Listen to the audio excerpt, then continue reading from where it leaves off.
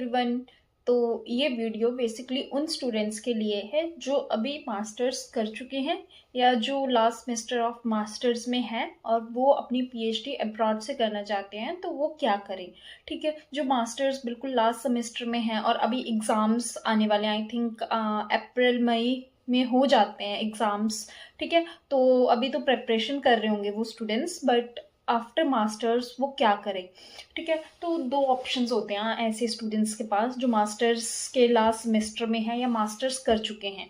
एक ऑप्शन है, या तो आप अपनी मास्टर्स के बाद कहीं पे भी किसी यूनिवर्सिटी में या किसी इंस्टीट्यूट में जो एक रिसर्च इंस्टीट्यूट है वहाँ पे जाके एज अ ट्रेनी काम करो, अपनी ट्रेनिंग लगवाओ। ट्रेनिंग की कुछ फीस होती है, वो फीस और ज़्यादा नहीं होती है ट्रेनिंग की फीस, कुछ आई थिंक मंथ्स पे डिपेंड करती है, 3 मंथ्स की आपको डिपेंड करता है ना किस यूनिवर्सिटी और किस रिसर्च इंस्टीट्यूट में लगा रही, क्योंकि हर किसी इंस्टीट्यूट और यूनिवर्सिटी का क्राइटेरिया अलग है, बट ज़्यादा नहीं होती है फीस। ठीक है, तो आप अपनी ट्रेनिंग लगवा सकते हो।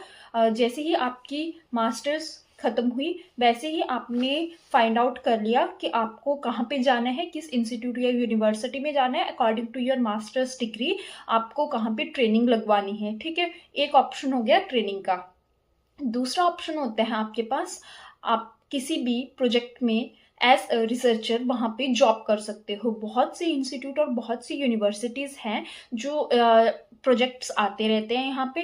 मेनली ज़्यादातर जो है वो रिसर्च इंस्टीट्यूट्स में प्रोजेक्ट्स आते हैं। ठीक है, यूनिवर्सिटीज़ में भी आते हैं पर उतना रैंडमली यूनिवर्सिटीज़ में प्रोजेक्ट्स नहीं आते जितना रैंडमली रिसर्च इंस्टीट्यूट में आते हैं। और ये प्रोजेक्ट डिपेंड करता है कितनी ड्यूरेशन के हैं। ठीक है, ये प्रोजेक्ट 6 मंथ्स के भी हो सकते हैं, 1 ईयर, 2 ईयर, 3 ईयर ऐसे करके प्रोजेक्ट्स हो सकते हैं। तो ये डिपेंड करता है कि आप क्या अप्लाई कर रहे हो। मैं आप लोगों को ट्रेनिंग लगवाने के लिए या कहीं पे प्रोजेक्ट में इनरोल होने के लिए इसलिए बोल रही हूँ क्योंकि जब भी आप अब्रॉड में अप्लाई करते हो ना, तो आपके पास एक्सपीरियंस होना बहुत इम्पॉर्टेंट होता है। वो उन्हीं बच्चों को प्रेफर करते हैं जिनके पास एक्सपीरियंस होता है, जिनके पास कुछ टूल एंड टेक्निक्स की एक्सपीरियंस एंड एक्सपर्टीज होती हैं। ठीक है, तो बेटर है आप अपने मास्टर्स के बाद या ड्यूरिंग मास्टर्स वो टूल एंड टेक्निक्स पे एक्सपीरियंस गेन करो। तो इसलिए आप जब मास्टर्स कर लेते हो तो आपके लिए ये बहुत इंपॉर्टेंट होता है। अगर आप बाहर आने का सोच रहे हो तो आपके पास एक्सपीरियंस होना ही चाहिए। ठीक है, अब जो भी अब्रॉड में वैकेंसीज निकलती हैं वो आपका एक्सपीरियंस मांगते हैं। ठीक है, वो आपको एक्सपीरियंस होना चाहिए, लैब में काम करने का एक्सपीरियंस, रिसर्च एक्सपीरियंस आपके पास कंपलसरी होना चाहिए।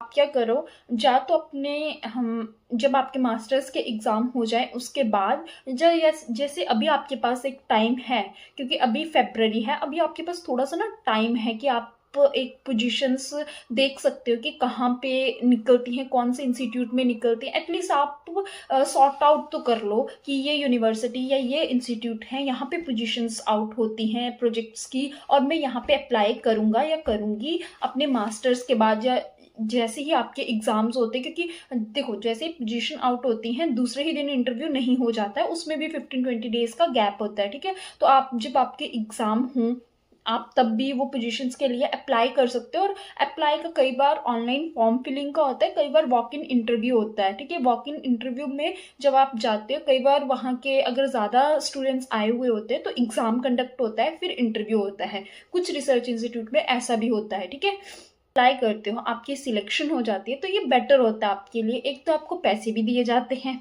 काम सीख आपको काम नहीं आता होता, आपको काम भी सिखाया जाता है, आपको पैसे भी दिए जाते हैं, आपको एक एक्सपीरियंस भी आता है। ठीक है, आपका सीवी भी स्ट्रांग हो रहा है और इसके साथ साथ आपका किसी पेपर में भी नाम आता है। अगर आपका काम अच्छा चल रहा है तो आपको रिसर्च पेपर में भी ऐड ऑन किया जाता है।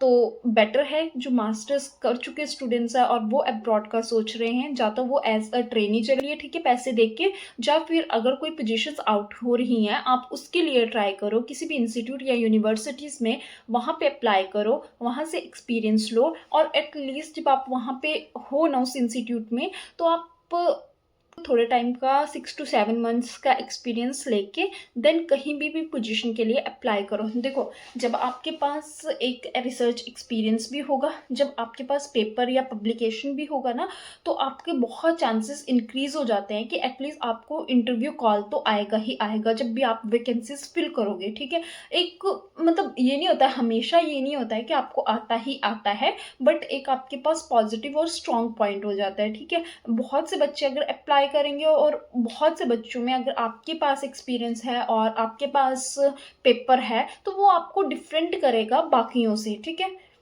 और मैंने जितना भी एक्सप्लेन किया, अगर फिर भी किन्हीं स्टूडेंट्स को कन्फ्यूज़न है जो मास्टर कर रहे हैं या कर चुके हैं और उनको पता नहीं चल रहा है कि उनको कैसे यूनिवर्सिटीज़ में या इंस्टीट्यूट्स में पोजीशन फाइंड आउट करनी है, या कैसे ट्रेनिंग के लिए अप्लाई करना है, या कैसे प्रोजेक्ट्स के रिगार्डिंग पोजीशंस देखनी है, तो वो मुझे कमेंट कर सकते हैं। आप बता सकते हैं कि उनकी मास्टर्स किस सब्जेक्ट में है।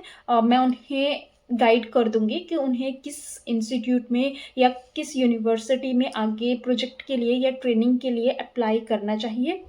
ठीक है, आप वहाँ पे जाओ, काम सीखो, पेपर लाओ, देन अब्रॉड में अप्लाई करो। उसके साथ साथ वर्कशॉप्स अटेंड करो, और बहुत सी वर्कशॉप्स और ये निकलती रहती हैं। ठीक है, time to time poster presentation या ओरल प्रेजेंटेशन या डिफरेंट टाइप की प्रेजेंटेशंस होती हैं, उनमें पार्टिसिपेट लो।